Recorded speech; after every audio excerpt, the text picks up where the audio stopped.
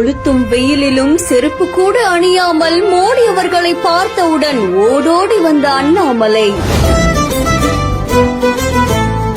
ஹெலிகாப்டரிலிருந்து இறங்கியவுடன் இப்படி ஒரு வரவேற்பா?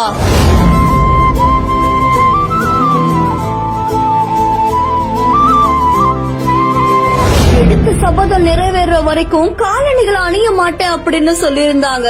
ஆனா இந்த கொளுத்துற வெயில்ல கூட இப்படியா?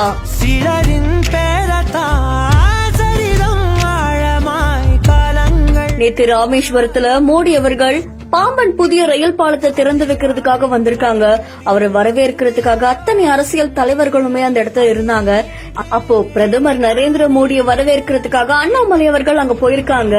அவர் வெறுங்கால போனது பலரையும் ஆச்சரியத்துக்குள்ளாக்கிருக்கு. கொஞ்ச நாட்களுக்கு முன்னாடி பெண்களுடைய பாதுகாப்புக்காக போட்ட சபதத்தை நிறைவேற்றாம நான் காலடி அணிய மாட்டேன் அப்படின்னு சொல்லி செய்தியாளர்கள் கிட்ட பேசியிருந்தாங்க. இந்த நிலையில இப்படி கொளுத்துற வெயில்ல கூட இவங்க காலணி அணியாம மோடி அவர்களை போய் சந்திச்சது அரசியல் வட்டாரத்துல பேசு பொருளாகி இருக்கு.